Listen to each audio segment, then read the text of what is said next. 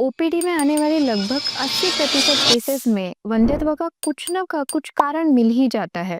किसी को irregular menses की शिकायत होती है, किसी को और कुछ शिकायत होती है, लेकिन 10 से 20% केसेस ऐसी होती है जिनके इनफर्टिलिटी का कोई कारण ही नहीं मिलता। जैसे कि उस स्त्री की माहवारी रेगुलर आती है, टाइम से आती है, हस्बैंड का काउंट भी नॉर्मल होता है, अंडनलिका भी पेटेंट होती है।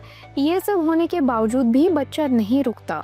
तो ये सबसे फ्रस्ट्रेटिंग केसेस होते हैं कि उनको हम एक्सप्लेन कैसे करें कि आपका सब भाई नॉर्मल है फिर भी बच्चा नहीं हो रहा है। विज्ञान इसको अनएक्सप्लेन इनफर्टिलिटी बोलता है और मैं उसको बोलती हूँ most surprising cases in the field of infertility. नमस्कार, मैं डॉक्टर आकांक्षा महाजन, फर्टिलिटी एक्सपर्ट।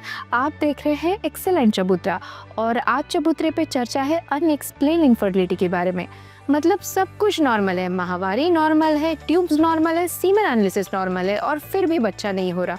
तो ऐसे केसेस में क्या करना चाहिए, इस बारे में मूलतः ये समझना जरूरी है कि अनएक्सप्लेन इनफर्टिलिटी ये डायग्नोसिस थोड़ी सी पेचीदा है। कई बार हमको समझ में आता है कि पेशेंट दूसरे दवाखाने से आता है, दूसरे हॉस्पिटल से आता है और बोलता है मैडम अब तक जो कुछ किया है हमने उसमें सब नॉर्मल है फिर भी मैं कंसीव नहीं हुई हूँ। और डिटेल एनालिसिस करने के बाद में, सोनोग्राफी करने के बाद में, ब्लड टेस्ट करने के बाद में, सीमेन एनालिसिस करने के बाद में ये पता लगता है कि ओवेरियन रिजर्व कम है या फिर सीमेन एनालिसिस में थोड़े से सटल स्पर्म डिफेक्ट्स है, छोटे छोटे डिफेक्ट्स है स्पर्म्स में जो कि अब तक पकड़ में आए नहीं हुए रहते।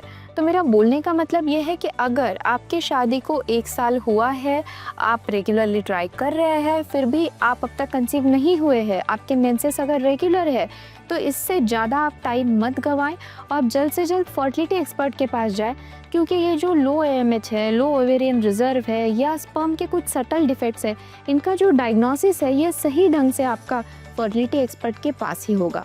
अब कुछ बचे हुए केसेस रहते हैं जिनमें ना तो ओवेरियन रिजर्व की प्रॉब्लम होती है, सीमेन एनालिसिस में इनमें भी कुछ माइनर एबनॉर्मलिटी होती है, इसके अलावा सब नॉर्मल रहता है फिर भी बच्चा नहीं होता।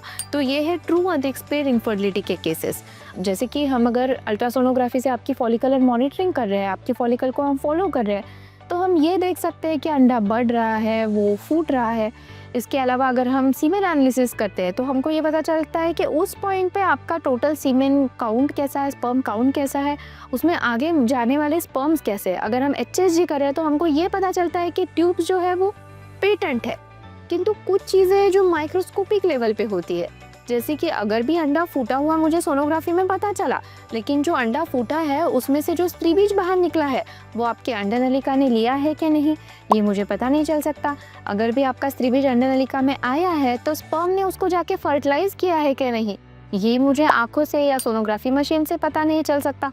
क्या आपका स्पर्म और आपके स्त्री बीज का मिलन हो भी पा रहा है, क्या आपका स्पर्म जो है वो आपके अंडे के अंदर पेनिट्रेट कर भी पा रहा है, या आपके अंडे का कवच इतना मोटा है कि आपका स्पर्म उसमें पेनिट्रेट ही नहीं कर पा रहा, ये चीज़ मुझे सोनोग्राफी से पता नहीं चल सकती। अगर आपका भ्रूण तैयार हो गया है तो वो गर्भाशय में जा रहा है, वहाँ पे वो इम्प्लांट हो पा रहा है या नहीं, ये मुझे सोनोग्राफी नहीं बता सकती। तो मेरा बोलने का मतलब ये है कि जो भी आज के डेट में डायग्नोस्टिक टेस्ट अवेलेबल है वो कुछ हद तक आपके इनफर्टिलिटी का अनुमान लगा सकती है, अंदेशा लगा सकती है, लेकिन जो चीज़ें माइक्रोस्कोपिक लेवल पे हो रही है इसका अनुमान हम किसी भी डायग्नोस्टिक टेस्ट से नहीं लगा सकते। तो मोटा मोटी तौर पे जब अनएक्सप्लेन्ड इनफर्टिलिटी का ट्रीटमेंट होता है तो सबसे पहले हम लैप्रोस्कोपी करते हैं, उसमें कुछ ट्रीटेबल डिफेक्ट्स अगर है उस औरत के शरीर में तो उसको हम ट्रीट करते हैं। इसके बाद में हम पेशेंट को सजेस्ट करते हैं कि अब हम आईयूआई की ट्रीटमेंट करेंगे, क्योंकि कई बार ऐसे अनएक्सप्लेन इनफर्टिलिटी में जो है गर्भाशय मुख की कुछ समस्या होती है जिसके लिए आज की डेट में कोई भी बहुत इफेक्टिव टेस्ट भी अवेलेबल नहीं है। तो हम एक ट्राई करते हैं कि हम आईयूआई में पेशेंट की प्रेगनेंसी हो जाए, क्योंकि आईयूआई जो है उसमें हम स्पर्म लेकर, सीमेन लेकर उसको प्रोसेस करके जो है गर्भाशय के अंदर, कैविटी के अंदर उसे छोड़ते हैं। तो गर्भाशय मुख की अगर प्रॉब्लम है तो उन पेशेंट्स को आईयूआई में बहुत अच्छा रिजल्ट मिलता है। अगर इन दोनों से भी आप कंसीव नहीं हो पा रहे हैं, अंडे का रप्चर अच्छे से हो रहा है, ओवुलेशन हो रहा है, फिर भी आप आईयूआई के ज़रिए भी अगर प्रेग्नेंट नहीं हो पा रहे हैं तो इसका मतलब जो प्रॉब्लम है वो गैमेट की क्वालिटी में है। तो ऐसे केसेस में आईवीएफ फिर सबसे ज़्यादा कारगर उपाय है, क्योंकि आईवीएफ में जो है हम स्त्री बीज शरीर के बाहर निकालते हैं, पुरुष बीज को स्त्री बीज के अंदर जो है इसी प्रोसेस से हम अंदर इंजेक्ट करते हैं तो हमें ये पता है, वी आर सर्टन कि हमने ये काम खुद के हाथ से किया हुआ है, जो शायद शरीर के अंदर ठीक तो से नहीं हो पा रहा था। उसके बाद में जब एम्ब्रियो बनता है तो हमें पता चलता है कि इतने स्त्री बीज थे, उसमें से इतने एम्ब्रियो बने हैं। तो शायद ये स्त्री बीज की क्वालिटी की प्रॉब्लम रही होगी कि ये जो चीज़ है ये शरीर के अंदर नहीं बन पा रही थी। जो एम्ब्रियो है उसको हम खुद अपने हाथ से गर्भाशय में इंट्रोड्यूस करते हैं। तो इस प्रकार से आईवीएफ की जो सक्सेस रेट्स है वो अनएक्सप्लेन इनफर्टिलिटी में काफ़ी ज़्यादा है। ये जो वीडियो है इस पर एक बॉक्स में डिस्प्ले कर रही हूँ। गायनेक की एक जानी मानी बुक है स्पेरोफ नाम की, तो आप खुद भी इस चार्ट को देख सकती है और कंपेयर कर सकती है कि जब अनएक्सप्लेन इनफर्टिलिटी होता है तो सक्सेस रेट्स किस प्रकार के हैं। अगर आप कोई भी ट्रीटमेंट नहीं ले रहे हैं तो 2 से 4% ही आपका सक्सेस रेट हो सकता है। अगर आप आईयूआई की ट्रीटमेंट ले रहे हो, सबसे अच्छे आईयूआई की ट्रीटमेंट ले रहे हो, फिर भी आईयूआई का जो सक्सेस रेट है वो कहीं 7% तक हो सकता है। और आईवीएफ का जो सक्सेस रेट है वो अनएक्सप्लेन इनफर्टिलिटी के केसेस में 30 से 40% तक हो सकता है। यहाँ तक वीडियो देखने के लिए बहुत बहुत धन्यवाद। अगर अब तक आपने चैनल को सब्सक्राइब नहीं किया है तो प्लीज़ सब्सक्राइब करिए। इससे ज़्यादा और ज़्यादा अच्छा कंटेंट इस चैनल पे आने वाला है। अब बारी आती है बोनस टिप्स की। तो बोनस टिप नंबर 1, अगर आपकी उम्र 30 से कम है और आपने कंसीव होने के लिए 1 साल से ऊपर ट्राई किया है, या अगर आपकी उम्र 30-35 से ज़्यादा है और आपने 6 महीने तक का ट्राई कर लिया है, तो इसके आगे नो मोर साइकिल वेस्टिंग।